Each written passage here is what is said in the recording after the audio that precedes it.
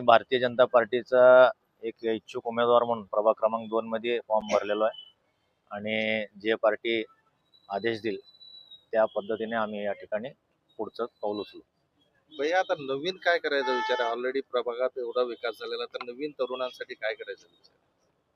मागच्या 7-8 वर्षात त्या ठिकाणी मूलभूत सोयी सुविधाचा खूप मोठा प्रश्न होता, पण मालकांच्या नेतृत्वाखाली त्या ठिकाणी सर्व भारतीय जनता पार्टीचे कार्यकर्ते यांच्या मार्फत सर्व सुविधा त्या ठिकाणी झालेल्या आहेत आणि राहिले एक क्रीडांगण, बगीचा या महत्त्वाचे विषय आहेत आणि नवीन पिढी जे मुलं आहेत त्यांना खेळण्यासाठी चांगलं क्रीडांगण किंवा बगीचा असलं पाहिजे.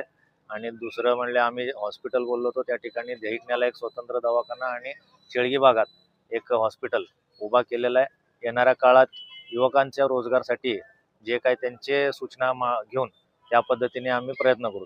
आपल्या पॅनल सोबत इतर अजून कोण दिसतील चेहरे? सध्या कुठलंच पॅनल आजपर्यंत आम्हाला मिळालेलं नाही.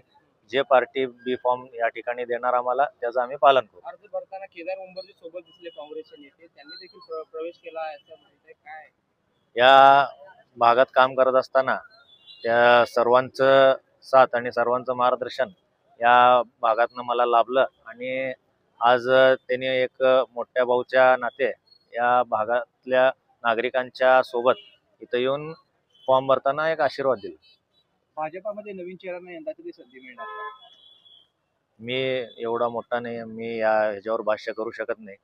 पार्टी श्रेष्ठी जे संधी देतील ते सर्वांना मान्य असेल. अधिकृत यादी कधी जाहीर होईल, काय पक्षाकडून सांगण्यात आलं? एबी फॉर्म संदर्भात काय? आज उद्यामध्ये होईल, कारण 2च दिवस राहिलेले. गेल्या वेळी महापूर उठलं होतं, ह्यावेळेला निवडून आल्यावर मिळेल असं वाटतं का तुम्हाला? मी वर्तमान मध्ये जगतो, मला आजचं जे आहे ते माहित आहे, पुढचं भविष्यात मला माहित नाही काय होणार आहे. जे आज आहे ते मी त्याला पुढे बघतो. लेटेस्ट अपडेट, सुपरफास्ट बातम्यांसाठी सबस्क्राईब करा, फॉलो करा MS13 न्यूज, सोलापूरकरांच्या हक्काचं.